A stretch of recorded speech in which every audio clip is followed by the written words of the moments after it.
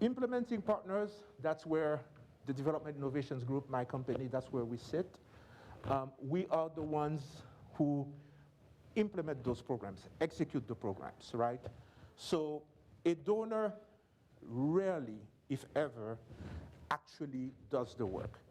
So USAID could say, I want to execute a program on climate adaptation in Tanzania. They will set up a request for proposal. They will come up with the terms of reference. But at the end of the day, a company or a nonprofit or an institute will bid on that project that USAID puts out and will implement the work. When we talk about implementing partners, that's what we are talking about. Sometimes implementing partners are their own donors. They have their own money. For example, we all know, I can think of Habitat for Humanity, which is an organization that we all know. Well, Habitat for Humanity is not reliant on anyone to do its work because Habitat for Humanity raises money from the general public. So Habitat for Humanity is an implementer that is in a position to manage and decide what its own programs are going to be.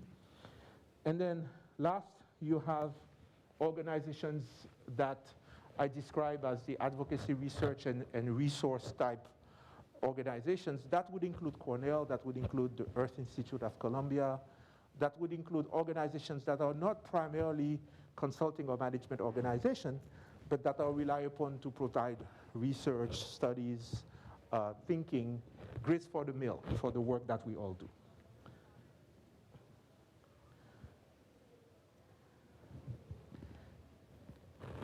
USAID.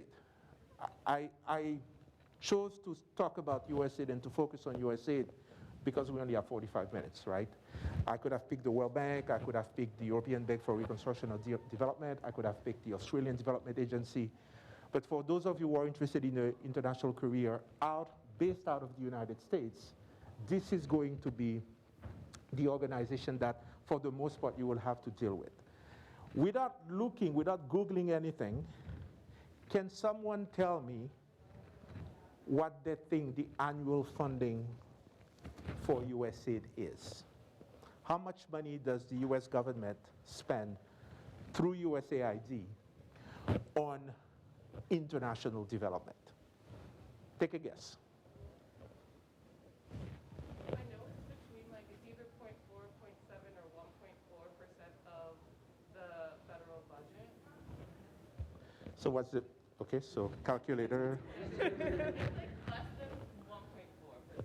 It's less than 1.4%. Okay, so there's, and maybe that's true. I actually don't know the percentage. I know the actual absolute value, so thank you.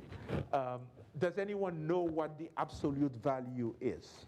I just guess like $3 billion. You said $3 billion. $3 billion is a lot of money, right? But it's not $3 billion. Yeah, somebody says up. I think it's up. 100 billion? Okay. It's not, no. It's not 3 billion, it's not 100 billion. It's about $27 billion is the requested funding from the Biden administration to Congress for fiscal year 2022. Last year it was about 25 billion, okay? Again, that's a lot of money, but that's work that is being performed every year and with only one development agency. This is just to give you a sense of scale of the industry that we're talking about. What about country presence? In how many countries does USAID work? In fact, how many countries are there in the world? You guys are planners, you should know that. 196. 196. Going once, going twice. Anyone says? 194. Warmer. Actually, there might be 196 or more, but I'm talking about countries that are registered at the United Nations as sovereign nations, as sovereign countries. There are 192. So you had it right. And you as well, sir. who piggybacked on his answer. So AID works in 100 countries, okay? Which means that in almost every country in the world that is not industrialized, particularly in Africa, Asia, Latin America, and the Caribbean, USAID will be there. And when USAID will be there, remember that ecosystem that I talked about, the implementers will be there. And it means that people like you, if you are so interested, have potential work in 100 countries working on $27 billion worth of programming only with USAID. This is what, again, this is USAID request to Congress. This is going to be done through reconciliation. It's very likely that this will be USAID's budget for the coming year. And you could see, it's approximate, huh? So, but this more or less adds up to $27 billion. And you could see the types of sectors where USAID work. By far, humanitarian assistance is where USAID spends the most money. And a lot of this money is not programmed yet because they don't know where a volcano is going to erupt or the earth is going to shake or a tornado is going to pass through. So there is a portion of that budget that is assigned, maybe 40% of it is unassigned. But you could see combating climate change, economic growth, resilience and security, even global health. You could see that there are many sectors here that overlap with what you do here, you know, in the architecture and regional planning and arts. Well, maybe not so much for the artists, but just as a measure of comparison, although we are going to focus on USAID, what USAID does is reflective of what other leading development agencies do. I've put here what used to be called DFID. This used to be called DFID. You probably know DFID. DFID used to be the name of the UK's development agency. It's been rechristened. Now it's called Foreign Commonwealth and the Development Office. This is sort of what they work on, and you will see that there is a lot of overlap with the work that USAID done. I've just provided that just as an illustration so that you don't think that it's what USAID does is unique to USAID. And these are, so I've shown you the budget items, so the sectors where USAID work. These are the actual bureaus that exist within USAID: agriculture and food security, democracy and human rights and governance, economic growth and trade, education, environment, gender, health, humanitarian assistance, technology, nutrition, WASH, and crisis and conflict. Tell me here,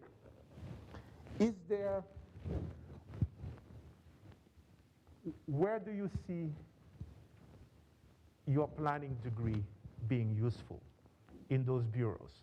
So you're looking for work, you are interested in the work, you know who the head of this bureau is. I guarantee you that each and every one of these offices has, in positions of authority, people who went to Cornell working there, okay? So when you look at this, tell me where the background of a planner would fit. Actually, how about this? Tell me where you don't think your background fits. Crisis and conflict? Okay. Do you agree, Professor? We have students who work in that area. But, you know, thank you for answering. I think that pretty much everywhere, depending on where you choose to focus your studies. I remember when I was a student here, what I liked about Cornell is that I remember there was maybe it's not the same anymore, but Cornell, there was a big complaint Cornell students like to complain. And my cohorts were complaining all the time, the department needs to be more structured. And I loved it because I just thought, no, I'm like a kid in the candy store, and I could decide which aisle I get to go to. And I could work with the professors that I like, and I could design the program in a way that works for me. And you could design a program that focuses on nutrition, for example. It's out of the box, but I remember that Professor Olpadwala was very interested in the fact, he used to say all the time, we produce enough food to feed the world. And that should be the work of planners. And it's thinking a little bit outside the box, but it's to show you that pretty much everywhere international development focuses, there is room for planners. Having said that, I've still sort of narrowed it down a little bit to sort of help you in your thinking and in your research. And these are the bureaus that, in my experience, you will find urban planners working in, okay? Whether they're from Cornell, from MIT, from Wisconsin, from wherever, for sure, there will be urban planners working there. It could be you. I'm just going to give you, I'm mindful of the time here, I'm just going to give you a sense of who the players are, okay, in the next couple slides. So we started with donors before. So there, you can think of donors in three different ways, right? That's how we categorize them. So there are national level agencies. So those are agencies that conduct international development pretty much as an arm of their foreign policy. So again, be aware of that. They are often the largest players. So USAID, but the Canadian Agency for International Development, USAID, the Brits, the Europeans, even countries like Brazil, countries that maybe 30 years ago used to receive foreign assistance, now are providers of foreign development assistance. You have international finance institutions. We make a distinction between those and pure aid agencies in the sense that those are institutions that provide financing, often in the form of loans, not exclusively. I know my wife is here. She's the head of the World Bank Library, so she's going to want to correct me. I'm generalizing.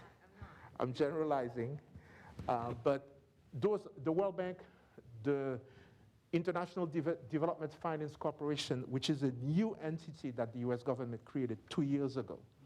The IFC, International Finance Corporation, the European Bank for Reconstruction and Development, those organizations provide, they're like a bank, right? They provide financing to the Chinese government is doing a lot of that right now. In fact, the Chinese government, I think, is the largest player in the international finance realm, particularly in Africa. They provide not necessarily grants, although sometimes they do. They provide loans, concessionary, low-income, low-interest loan to developing countries. And then you have foundations, particularly in the last, I think, 15 years, there is a proliferation of foundation with a lot of funding. So a lot of the tech entrepreneurs are now getting to the age of retirement, and they're, I think Bill Gates, for example, and his wife have funneled, I think, almost $60 billion into the Bill and Melinda Gates Foundation. You have the historic sort of legacy foundations started at the turn of the century or early in the last century by Ford and Rockefeller. Those are still big players. But Jeff Bezos, just a few months ago, started Bezos Earth, and he put $10 billion into it, and he's still not even focusing on it yet. So that's probably going to dwarf any of these foundations. All of those institutions, if when you want to work in development, you want to work on the donor side rather than the implementer side, are potential employers of Cornell planning students.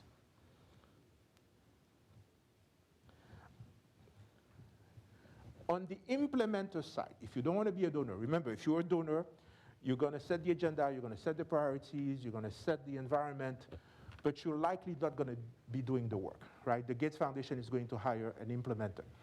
That implementer can be a non-profit or it can be a for-profit. Again, just to give you a few names here, so that names that you know that will resonate, keeping in mind that there are literally hundreds, maybe thousands of organizations only in the US that are non-profits that work in international development. $27 billion is a lot of money. So the CARE, the Habitat for Humanity, RTI International, which is emanates from a university, from a consortium of universities. So it's a research triangle institute in North Carolina. It's the University of North Carolina.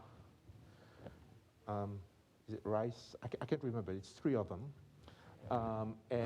But they're a behemoth. And they've decided to get into the business of development. And they are doing it at a very, very, very large scale. You have the advocacy and research organization, so that's more on the university side, more on the research side, on the advocacy side, so Ocean Conservancy, World Wildlife Fund, etc., Urban Institute. Again, potential employers of yours if you want to be on that side, but if you work for organizations like that, you will not necessarily be implementing projects, but you will be writing influential papers. You will be in the business of influencing, okay? And then you have the for-profit, the companies, and DIG is on the smaller side. We're a small firm, but growing. We've worked, in 15 years, we've worked in 40 countries already. And some of the names you will recognize. If you don't recognize them yet, the minute you go and start looking for a job in development, you will. Those are the big players, you know, DAI, Tetra Tech, Chemonics, particularly those 3. When it comes to our realm, right, the realm of planning and economic growth, those are the big players.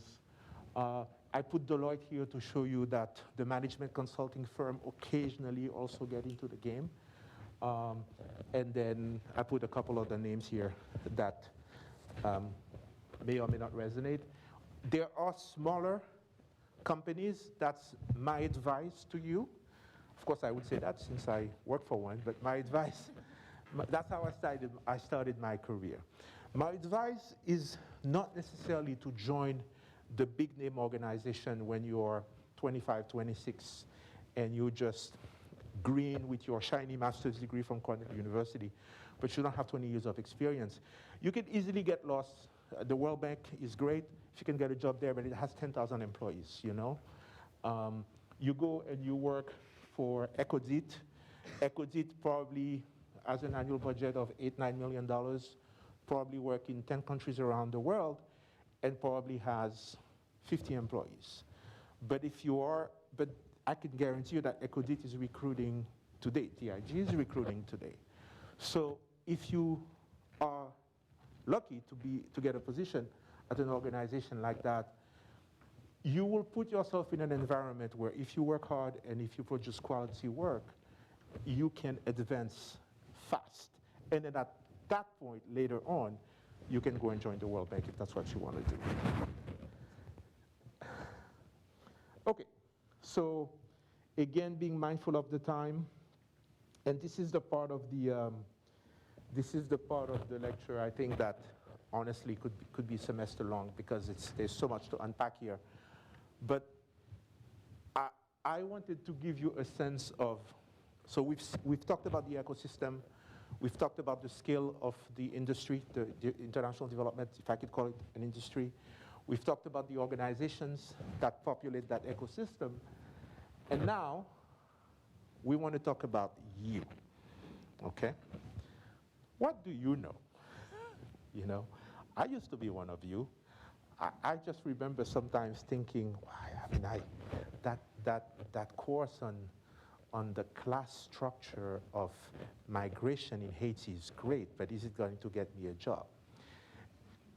Probably not. But there are things that Cornell will teach you, and there are things that this degree that you have will allow you to leverage that will get you a job, okay?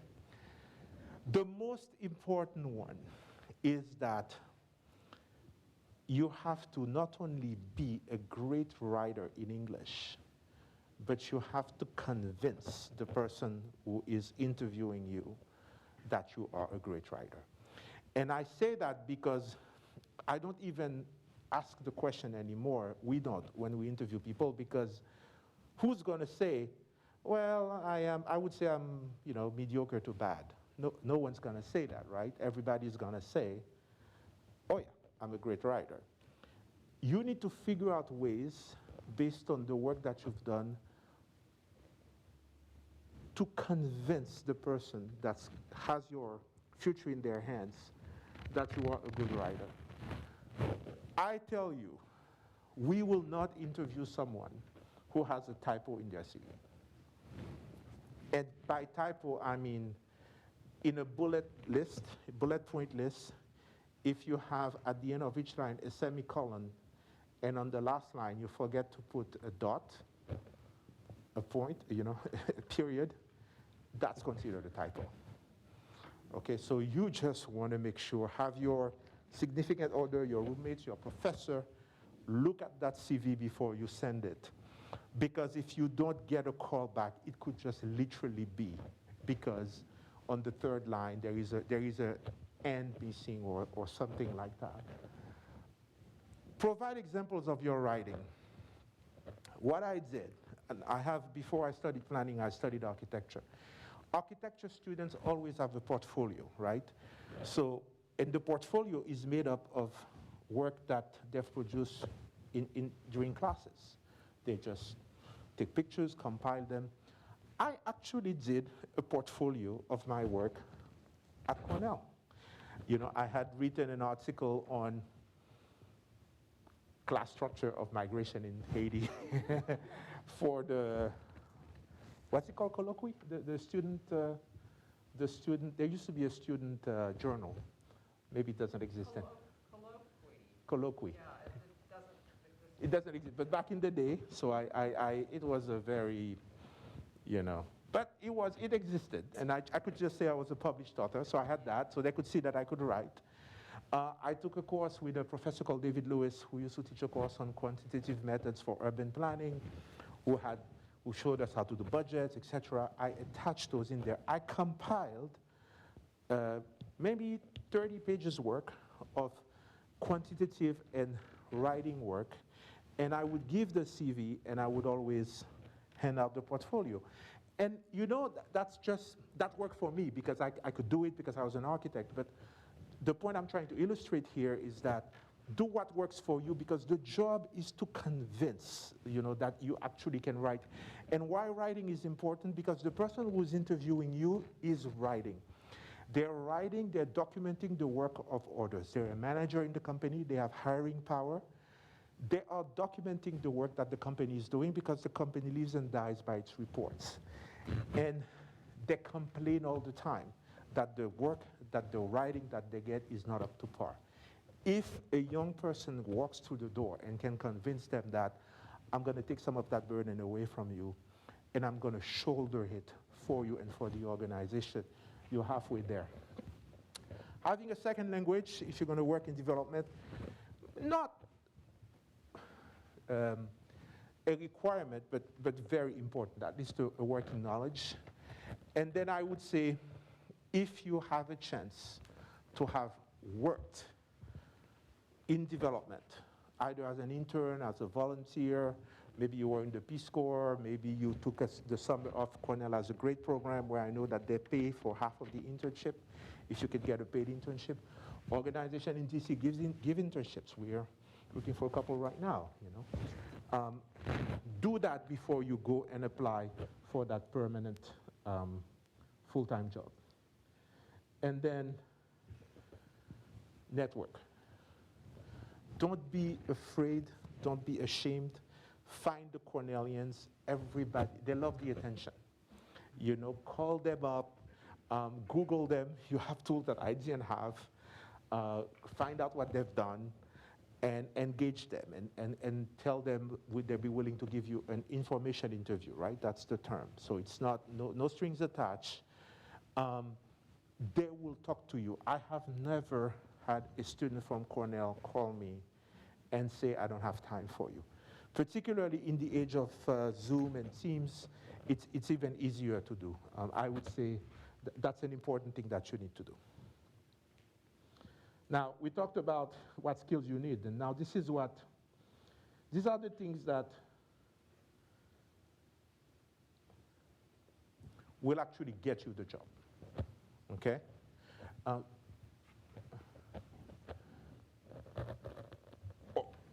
This is more for implementing, if you want to work for implementers, implementing organizations. The highest value is placed on people who can generate programs. Because if the organization doesn't have funding, the organization dies. If you can convince your interviewer that you understand how to write proposals and concepts for business development, you're halfway there. How to develop budgets, again, just kind of real practical skills. Yes, you are the smartest 25-year-old that exists on this planet on the subject of land security in the southeastern part of Tanzania. That's lovely. But if you can show them that you know how to do an Excel budget and a concept paper, you have a much higher chance of being hired by this company. Think about what they want, not necessarily what you want, okay? This follows the same lines. I don't want to spend too much time on it, but I've put some of, initially I thought maybe I could give you an example of each and every one of those, but we don't have the time. But the work has a lingo, right? Again, there are tens of thousands of people working in international development. All of them have to write MOUs. All of them have to write teaming agreements. All of them have to do work plans and Gantt charts. All of them have to develop monitoring and evaluation plans, invariably, okay? All of them have to understand how to apply their indirect cost rate in their budget. Those terms, for some of you, it may be very simple and familiar. For some of you, this may look like a foreign language. Familiarize your term with those things, and when you speak to the employer, mention that you've done those, you know? I think that will make a big difference. How am I doing on time? You're fine. Okay, great. So I want to show you, before we get to the questions and the answers, I want to show you what all of this looks like, okay? So we talked about donor issuing a request for proposal. We talk about the implementing partner preparing a response to that request for proposal, and we've talked about implementing projects, you know, working in international development. Through our work at DIG, I just want to give you just a quick flavor for what that means so that you understand the job, what your life would be like if you decide to work in international development. So first, I'm going to leave PowerPoint.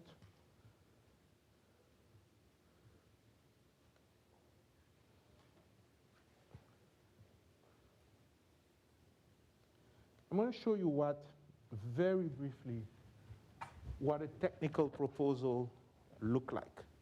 And this is one from my company, so I'm not blacking out anything. This is a project this proposal is actually available in the Development Experience, what is it called again?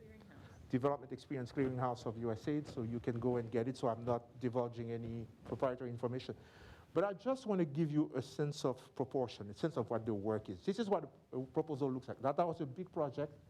That was a $9 million project that became a $14 million project. It was expanded. DIG, we bid on that project. AID issued a request for proposal to a select group of organizations, of which we were one. We bid on it, and we actually won, okay? This is the proposal.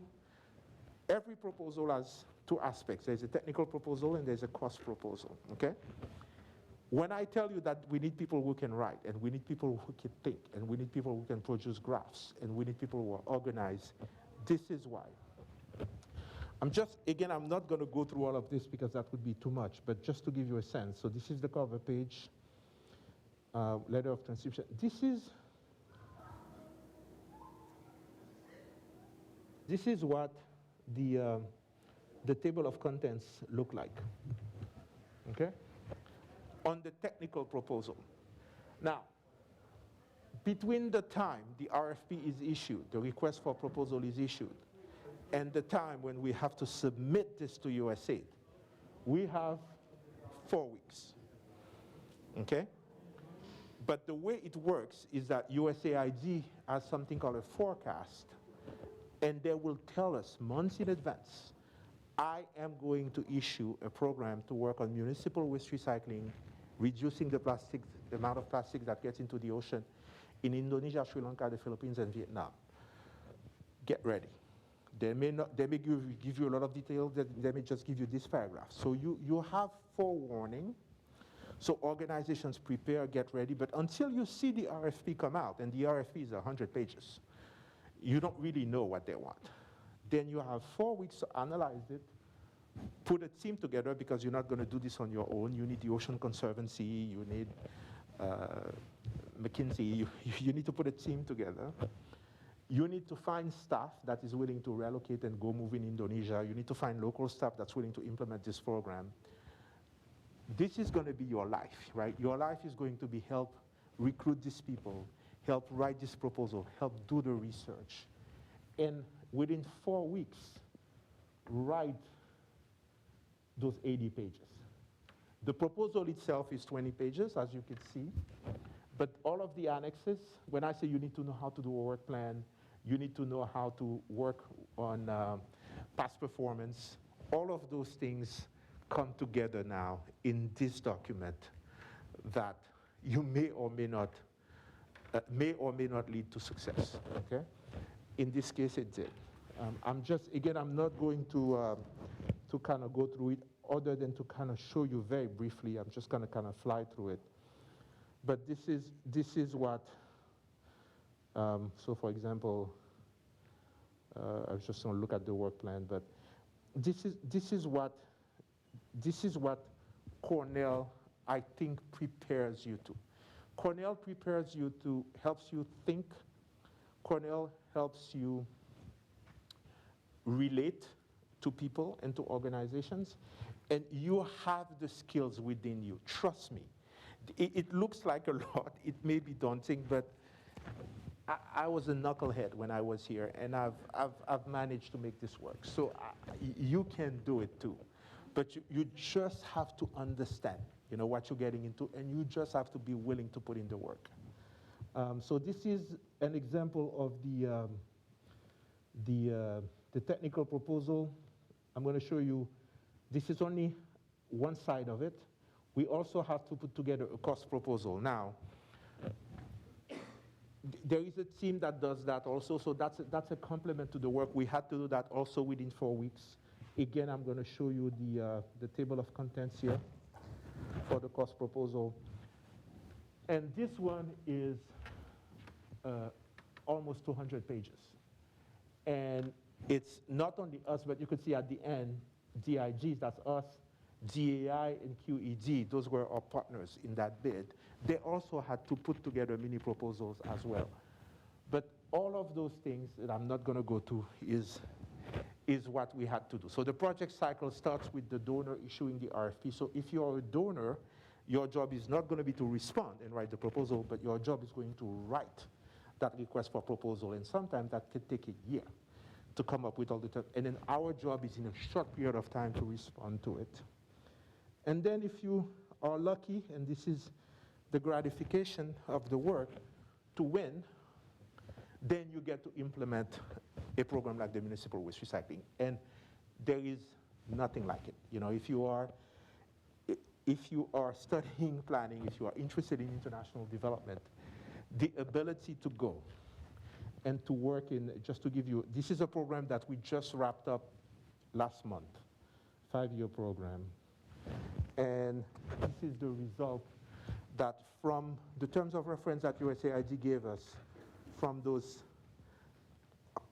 pages that we wrote, in 4 weeks, this is what we were able to do. You know, we were able to prevent millions of tons of plastic waste from getting into the ocean. We were able to work with 30 grantees in 4 countries, 45 municipalities, affect the life positively of millions of people. This is what I don't want the overwhelming nature of the work to get in the way of the fact that the rewards are awesome and tremendous. Now, you only get, if you're lucky, what's the success rate is like, 1 out of 4, 1 out of 5. So I want to stress that you do have to put in the work. But I also want to say that the rewards are there for you to harvest. Back at the presentation, and looking at the time, I think that's, sorry.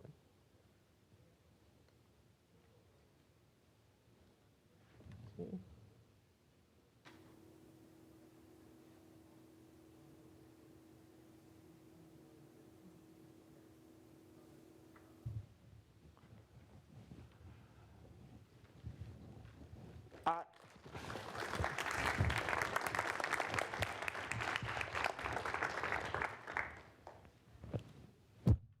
I was going to conclude, but the thank you came first, so that was my comment. So now go ahead and conclude. That's fine. No, I just want to say that thank you for your attention. And what I want to stress is we had 45 minutes, but I wanted to kind of give you a sense of the whole thing. And I wanted to tell you that, again, you have the skills. I was there. I was in your shoes. You have the skill. You need to leverage that shiny degree that the department's going to give you, the education that you're going to get. But there are things that you may have to do on your own in terms of understanding the lingo, understanding the state of play. But you can make a difference and you can change the world. So that's it. No need to applause. We already done that. But thank you. Great. Well, thank you very much. I think this is very helpful because you all will be on the market and looking to enter, some of you looking to enter the space, and I really appreciate the way you've unpacked the process and the various roles. After my master's degree, I went to work for the Ford Foundation, so I was one of those donors writing the RFPs. And again, frustrated that I never got to do the work. So getting to do the work is a fun part, but then you're dealing with meeting the donor requirements, which is not always so much fun. So there's lots to unpack here about the technical skills, about the ecosystem of the players in this world. Who has our microphone for questions, or do I share this one? And do we raise our hands, or do people come down?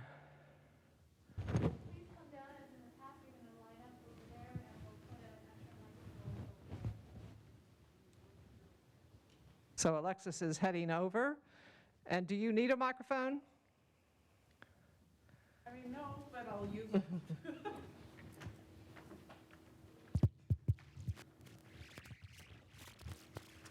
Thanks, Frank, for your presentation.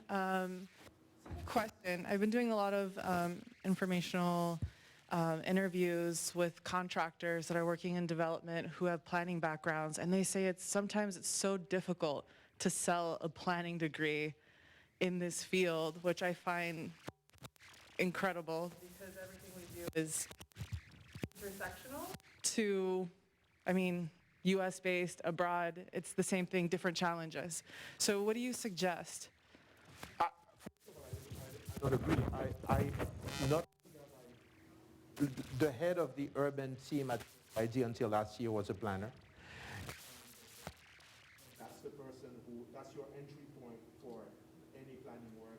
I find planners at all levels of development work. I find Cornell planners.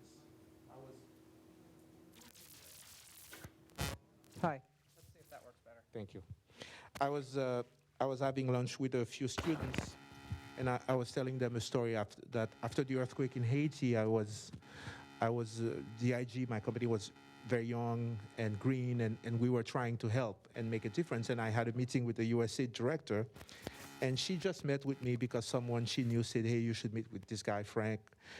And it was a courtesy meeting, and she wasn't going to provide any funding. And then at some point, she said, "What did you study?" And I said, "Oh, I studied planning." And she said, "Where'd you go to school?" And I said, "I went to Cornell." And she was a PhD planner from Cornell. And the person who was working with her in Washington on the response was a PhD planner from Cornell.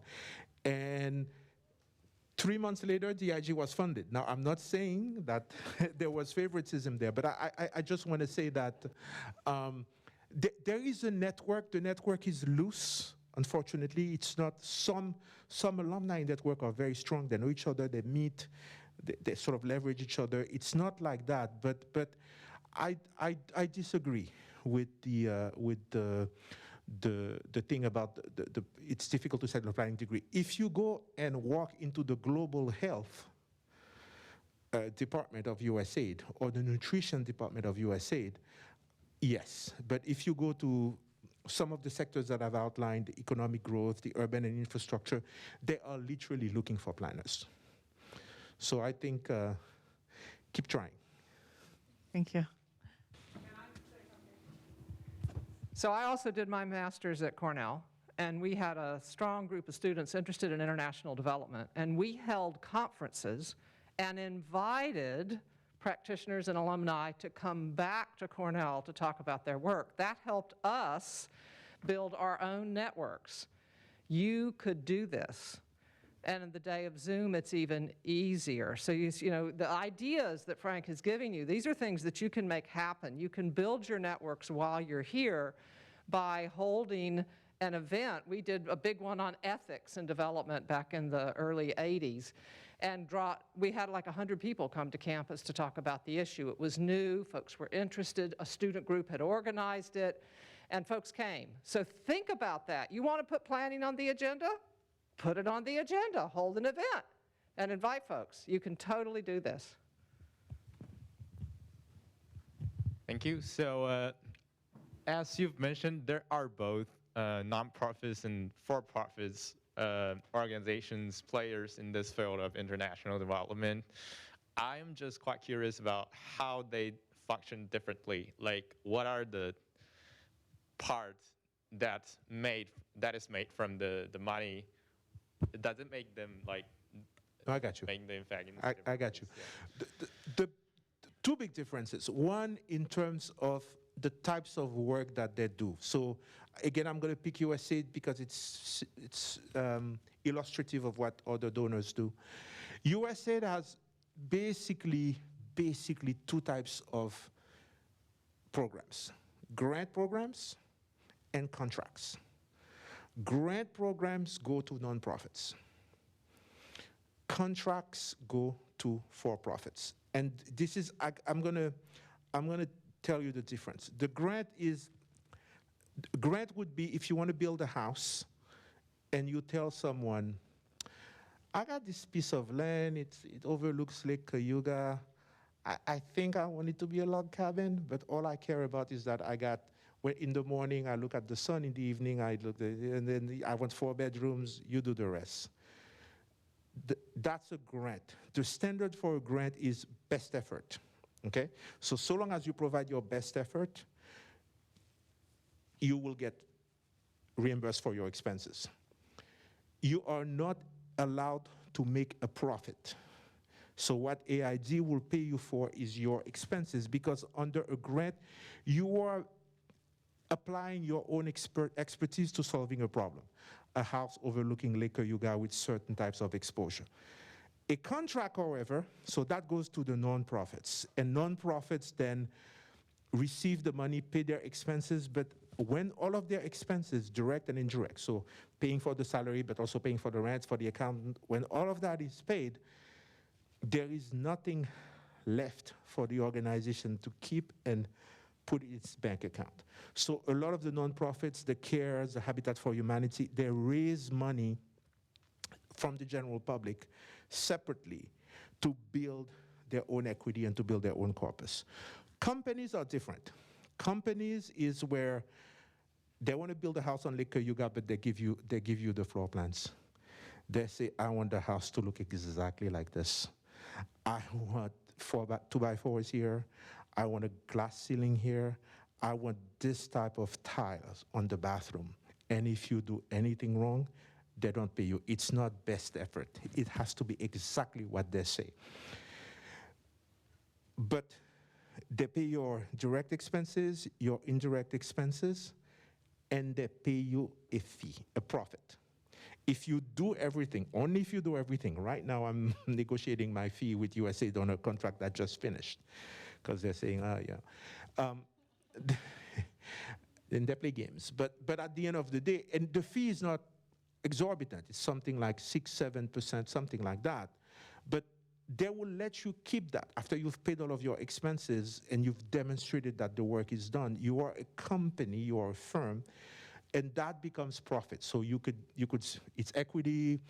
The owners of the company could share it. You could have a pro bono work. You could do all sorts of things. So that's the big difference. It's grants versus contracts.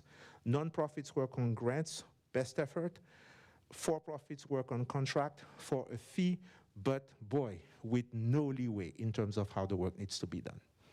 So, so as employees, do we get different type of different level of wages? I mean, it's a practical question, but it's Yeah. the basic thing I'm mostly concerned. I know, I think Linda used to work for, you used to work for one of the Beltway bandits, right? So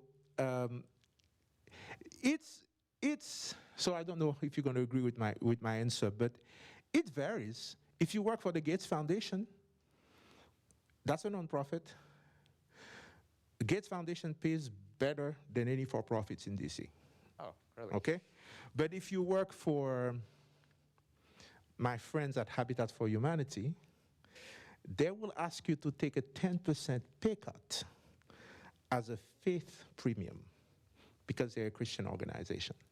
And because there is meaning in the work, and you may or may not agree with that, but lots of people work for Habitat, you know? So in general, the for-profit sector pays better.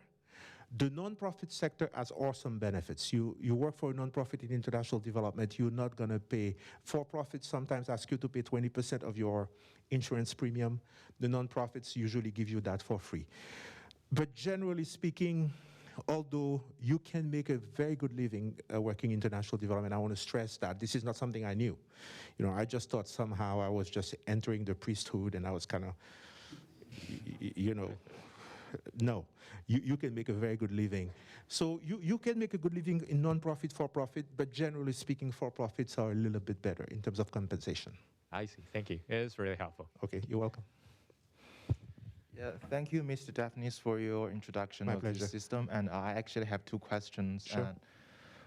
And, as we can see that you introduced that the United States-based international development system, and I wonder that, as you said, that these donors, they set development priorities and they set rules of engagement. And as far as I know, it means that somehow this system respect the interest of this nation, of this country, of the United States. And for example, if there is another system in China, maybe it respects the rules that set by the Chinese government. And Yep. so do you have some time that what you want to do is restricted by this system, or you can do what you want, or do these systems in different countries have different aims to do? And this is the first question. And actually what I want is the second question is, do these restrictions influence us? For example, I'm a Chinese student, and if I want to work in this system in the United States,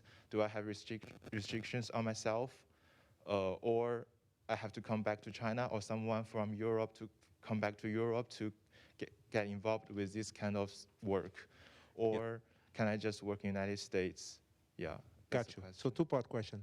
The first part is, yeah, that I showed the presentation to a colleague this morning to just check for typos, and she said, oh, you need to take out the part about beware of ideology and national interests of donors. And I said, no, it's the truth. You know, you just have to know that if you work for USAID, USAID is a part of the State Department. If you work for the Chinese Development Agency, you are helping China further its national interests. Now, you could choose to look at it and say, well, you know, do I care if the United States interests are furthered if I'm helping with climate adaptation in Haiti? I don't care. You know, but I think what I'm saying is that you have to be aware that it comes from a perspective, it comes from a worldview, it comes from an ethos. There is an ideology at play here, and you have to understand that. The Chinese government, I'm from Haiti, the Chinese aid agency is not in Haiti. You know why? It's everywhere in Latin America. You know why it's not in Haiti? Because Haiti is one of the few countries that recognize Taiwan. So the Taiwanese aid agency is everywhere in Haiti. Yet you could argue that why would the Chinese be in the Dominican Republic and not in Haiti? Because there is more need in Haiti, but it doesn't further their interest. You know, they don't want to support a country that supports Taiwan. So I think that's an important, it's just the reality, you know. I think that to me, if you have an objection, an ideological objection to help the European Union further its foreign policy objectives, of the United States further, then you should not work in an ecosystem that is supported by USAID.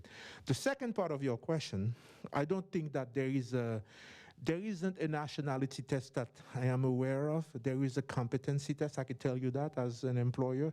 We want people who are going to work hard and we're going to produce quality work. There is a legal requirement in that you have to be able, if you are employed in Washington, if you want to work in Washington. So I think as a student, I don't know the rules, but I think you have like a year work permit, something like that, that they would give to you. And then there is a process. If you're not taking the job of an American, and I say that as someone who wasn't born in this country and, you know, who had to go. If you're not taking the job of an American, if you can prove that, then the company can sponsor you to get your green card. That's happened, I've seen it happen a lot, but you have to go through a lot of hoops. That doesn't apply if you work overseas. So, you know, all of these companies, they have offices in New York, in San Francisco, in DC, but their work is in, you know, Senegal or in Morocco or in Sri Lanka. There, they can hire whomever. It's called a third country national. So first country national would be, first and second would be the United States and the country where you work. Third country national is someone from anywhere. And there is not a nationality test, except that I think the US has a list of prohibited countries. And I think there are two. And I don't know if China is one of them, it might be. The other one I think is Syria.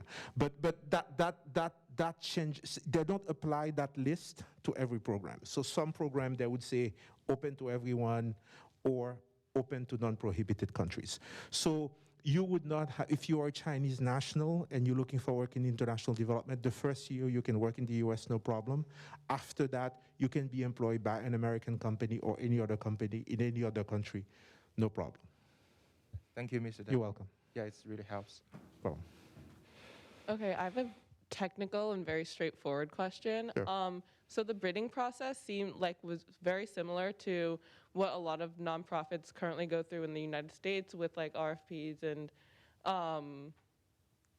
yeah, so like if you have experience in that, like in a domestic setting, would you say like that's applicable to writing proposals? Because it's very similar in terms of like the separation of like the technical and the budget and all of that. Yeah. So if you have experience in that. It's very transferable. Okay. I think you have to, maybe the person who interviews you will not make the leap, but so you make the connection to them. Okay. You say, hey, you know, I used to work for this organization. We applied. We were successful in getting grants for the state of New York. We had to go through the same process, and then immediately, then they'll make the connection with you. The skills are very transferable. Okay. Yeah, that's all I was wondering. Thank you. Okay, you're welcome. Excuse me, sorry, let me adjust my mask. Mr. Daphnis, thanks a lot for speaking with us. Call me today. Frank. This is Frank. What? Frank. Frank, sorry. Sorry. Well, anyway, Frank, thank you for speaking with us today. This is really interesting. This is, I'm not really familiar with sort of the international development space, so Pleasure. it's interesting to sort of learn more about the sector. And I do, like, my main question is sort of like revolves around how like the place of like, like how running a private sector business works in like this industry, because I get like, before you spoke today, I always assumed that international development was something that was handled mainly by government agencies, and like when you discuss and when you discuss like sort of like the structure of like bidding and that sort of thing, I kind of want to wonder. So you said like if you're lucky, you win a bid approximately like 20% of the time, right? So just how do you make that work financially, like in the long run for like a consulting firm? You accept it, you submit to it. It's the life, you know. And this is if you're lucky, but you business development. I don't know that it's any different than any other business. You know, if you're trying to get if you're selling, I'm just trying to think. If you're working at Macy's, you know, and not everyone who walks into your department is going to buy that shoe that you're selling. So I don't think that it's a problem. You just want to make sure that the work that you produce is quality. That's it. You know, your development is, as you say, we start. I'm joking, but in a way I'm not. You know, I thought I was making a sacrifice by not going into business school or becoming a lawyer and working into development. I just thought that, okay, well, I guess that's, but if you do it as a business, it's a business like any other business. Your business is development. Your business is delivering water to poor people in Kibera. And so you just have to be really good at it and deliver, because if you don't, they will cancel the contract. And if they cancel the contract, you're done. You know, so I think the way we look at it is that we just have to excel at what we do, and we have a business approach to it, because we have no choice. We don't raise money from the general public. If I work for CARE, it's a very different mindset, because they can, you know, they're going to raise $1 billion every year because people are going to send them $50, and so they really go only after proposals that they think they're going to win, you know, because they don't have to go after a lot. Whereas we have to go after. I always say we go after proposal where we think we have a 30 to 40% chance of winning, and then we win 15 to 20% of the time. And so we have to be careful, but we also always have to be looking for opportunities. But this is what I was trying to impress upon everyone here. The opportunities exist. There is a system. RFPs come out every day. There are dozens of them that come out. You just have to break into the club, which is very hard. As a company, not as an individual. As an individual, you just go. The first 10 years of my life, when I left Cornell, I worked for CHF International, which is now Global Communities, because of Bill Goldsmith. Made a couple calls. The next thing I know, I had a job. This is a professor at Cornell. And, you know, I worked there for 10 years, rose through the ranks, wrote a book, and then with a couple of my colleagues, we said, you know, let's try this. And then it happened to work. My wife told me that 90% of businesses fail after 2 years, but, you know, after 5 years. And so, but, you know, we were, so I'm not saying go and start a company. That's not what I'm saying at all. But what I'm saying is that those companies exist, and they make it work. You know, it's good work.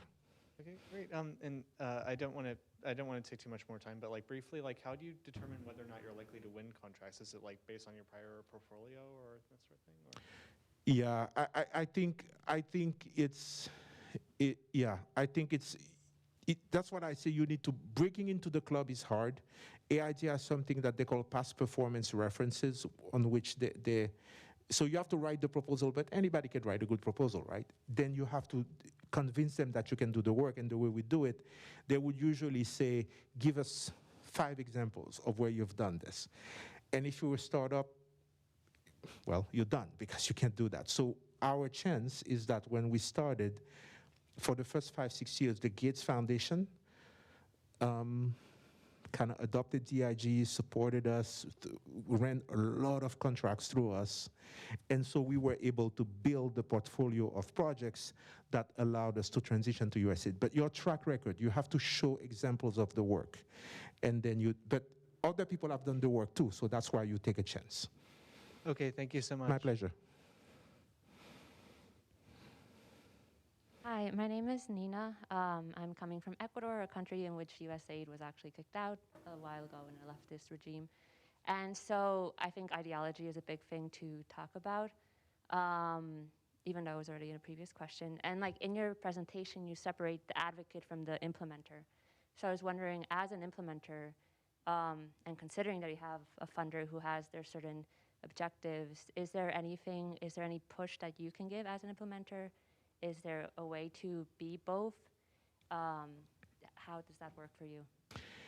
So thank you, it's a very good question. First of all, there are advocacy organizations that also implement. I should say they're not closed boxes, right? There's some overlap. So they do that. And so what they do, they will only go after projects that are consistent with their values. So for example, I think I put Mercy Corps is one organization that was, I think that Mercy Corps did not go into, I think it was Mercy Corps, into Iraq or Afghanistan, for example.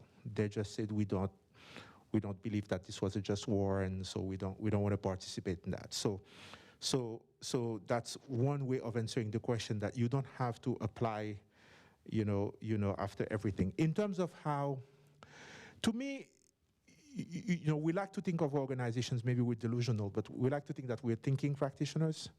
So we write. As I mentioned, I worked on a book that I think continues to be influential, and we make little videos. We have an article that after our municipal waste recycling program, we have an article that's undergoing peer review right now from some of my colleagues. So we try to move the dial through the power of ideas, but there is no doubt that we are working within the system of USAID. So if you really want to be, I think, a disruptor and change the paradigms, that's possible. But I don't know that, like this, what I've just outlined is not the way.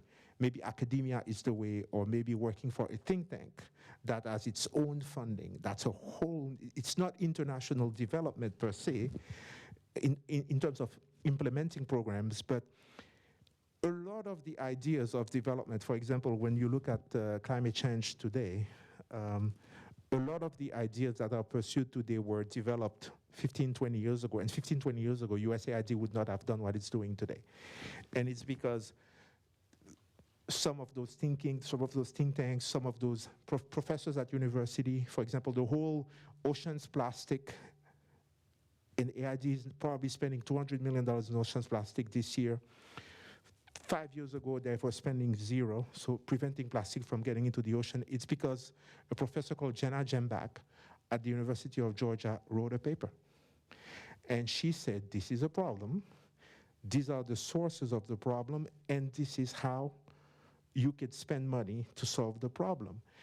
And her paper created a subset of our industry. So I think I am for thinking practitioners, so I think that can happen. But at the same time, I just want to warn everyone that this is, by and large, you're doing the work of donors, and it takes a long time to influence, to get donors to change the way they think. I just don't want to pretend that it's anything other than that. Thank you. You're welcome. Hi, Frank. I have two questions. First is more about the work environment. So it's more of a clearance question. So if I understand right, is the job consist of two primary phases? Because the first is when you contact the USAID. It's more an American-based phase that's more focusing on US territory, and then you get the aid. And the next phase is when you take this grant to Haiti to build some projections. Is that right? So the work is overseas. so the work is not in U.S. territories. The funder, the donor, is an American. In this instance, there are plenty of donors who are not American. I just picked one. The donor is American. The organization, if you're going to work for USAID, you probably has to be an American organization, is American. But 100% of the work, there is no work of USAID that takes place in the United States. All of the work is international. So we win the funding here, and we spend the resources abroad. And another question is about like when you like have completed one projection, let's say water supply system in Haiti, and after the projection is completed, who got the right to govern or to like manage the system?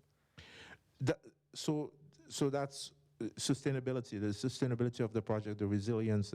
That's always a part of the design, right? So they're gonna, when they issue the RFP, they'll say, USAID will have a good idea. So for example, a water program in Haiti would be in partnership with the water utility, with the national water utility. It would be something like that. So the way it works, right? USAID is not gonna go, let's say USAID wants to increase access, let's say 20% of the Haitian population has access to water, and USAID wants to increase that to 35%. So let's say they want to give water to 1 million people, 1 million more people. And they say, okay, that's gonna cost $20 million. Just making it. They're not, the reason this whole thing exists is that the US government, no sane government would go take $20 million and give it to the head of the water utility in Haiti, my country, which I love. Because 90% of that money would be gone within a week. So what the US government does, it signs a memorandum of understanding with the water utility, and it says, okay, we are going to help you. This is what we're going to do. We're going to train your people. We're going to procure this. We're going to put the system in place. And after 5 years, we're going to leave it with you. You need to do A, B, C, D, and F. But if you do that, we will leave the infrastructure in your hands. So that, what you're talking about, what happens after, is always a part of the design. And when we respond to the RFP, we have to say, okay, we understand that that's the goal, is to leave it with the water utility. This is what we will do to make sure that the resources are used properly. That said, I think that's the most challenging aspect of the work. You know, we could always, if you get paid, you could always go somewhere and lay down some pipes. Come back in 10 years, are they still there? Have they been maintained?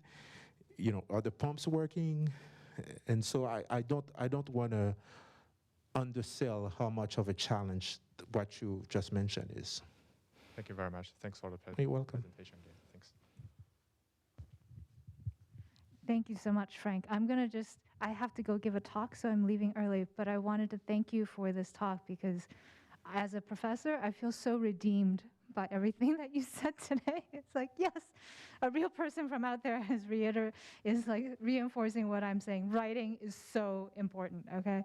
But I also wanted to share from my personal experience a bit about the personal aspects of a career in international development. And this is also when I was graduating from my master's, I went and I talked to my faculty person who used to work for PADCO before it was bought by AECOM. And he said something similar, and I didn't fully believe what he was saying because I really wanted to do international work because it's so powerful and exciting, and you're traveling and you're doing real world change for the people who need it most. And I wanted to go, so I went and I did it. But the thing that he warned me about was that when you engage in that, it's not just a job, the way that you have a job right now, wherever you live. It's a whole lifestyle. It is a life investment, and it has implications for your personal life. So when I went, I was dating someone, and I said, I'm going, and then he had to come with me. But many men would not move for a woman. Many men are not flexible in that way. And so oftentimes what you see, especially as careers advance, let me start here. the world that Frank has painted for you, there is a home office, whether you work for China or for USAID or whoever. The home office is people who live in the United States. They write grants, they manage grants, they review and assess and audit, but they are not doing the implementation work. Once they finish writing that grant, they send their team to another country. And that team will be in that country for that project for 4 years, 5 years, 8 years if you're renewed. And then that project is over. And your job with that organization is over. And you need to find a new job. Some of these things, like the Foreign Service, if you work for the Foreign Service at the State Department, they send you on rotation. Or the World Bank has certain positions. They rotate you from country to country every 5 years. Again, you will have to manage your life to be one that allows you to move. And I would say more men were able to do that because they have wives who are able to move with them and take care of their kids. The reverse is not true for women. The women that I saw working internationally, many were single. Many had a hard time finding partners because the American men who go abroad are very happy to date the local women and not necessarily the women from back home. I had a friend at the ADB in Manila. She was American and a graduate of MIT's planning department who said, this is the situation, right? So you can't find any dates because the local men also do not want to date you. And then a new American came into the office and she was like, everyone was like finding some excuse to just pass by his office and just check this guy out. And then you have like your home life, your parents. If you are a single child, if you are the responsible child, what is going to happen as they age? So for those of you who are young, I think, yes, go and see and do this work. Our lives and paths are not so inflexible that if you start with international development, you cannot then change and do something else. You have 40 years to work, ample opportunities to change. But be aware that when you embark on this, as some of you who are international students already know, the life of international development, the life of a transnational life, is a difficult and complicated one, and you need to be aware of that and be willing to commit to that if this is the path you want to take. So thank you so much. I'll see you at dinner.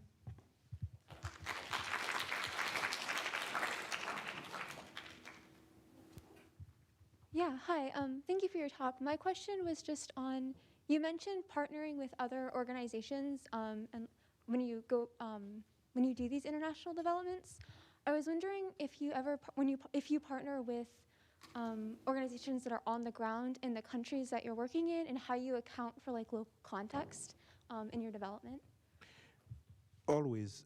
In fact, the example I gave, I think we had DAI and QED as the partners, but that was, when I say we gave 32 grants, I don't know if you saw that, to local organizations. So the main implementers were the local partners. In most programs, almost every program, you need a combination of American partners and local partners for sure. Always the case. I got a question. So thanks for your talk, Frank. Really interesting. Since the structure of international development has, these donors that are super rich, and there's increasingly more so inhabiting the space. You said there's a proliferation in the past 15, 20 years.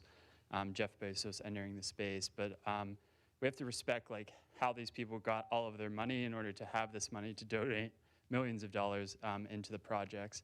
So you as a practitioner that is looking at these RFPs and applying for different funding projects, what are the ethics behind the organization, your organization, and in relation to those donors that would guide you in applying for a specific grant or contract? Great question.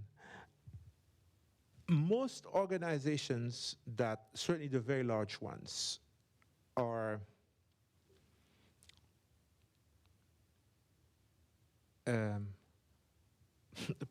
polyethical. They don't care. They'll if you are accredited to give money into the United States, they'll take your money. I mean, they'll take money from oil companies to go and do corporate social responsibility in the Delta, in the Niger Delta. They don't have any problem with that. I'll say it because it's the truth. And they'll say some of those are large companies. I mean, like 500 million a year. Okay, I think Tetra Tech is 600-700 million a year. The International Development Division. Many organizations, ours included, there are donors we want to work with. You don't want to make a fuss about it necessarily, but some are public about it. Some will say, I will not work in this country. Some will say, I will not take money from this person or this. I have an issue with the way this person made their money. I've heard that for sure. And many organizations draw a line on certain types of projects. There are, for example, I wrote a book on microfinance, but there are organizations that refuse to work on microfinance because they think that the interest rates are too high. And they think that it's usury, and they don't think that the poor should pay that price.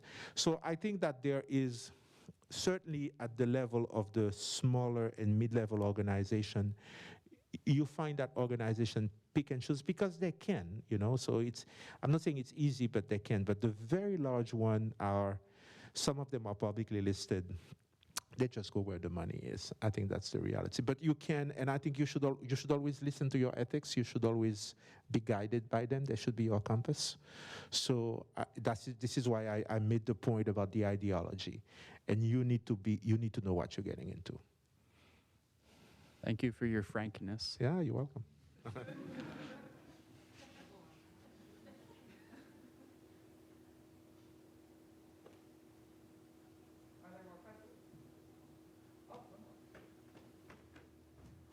Hi, sorry, this is quite a vague question, but thank you so much for your talk, Frank. Pleasure. But I was wondering how difficult it would be to land an internship in this field, being like an undergrad with little to no experience. Send me a CV. Send me a CV and let's find out. Oh, okay. Thank you.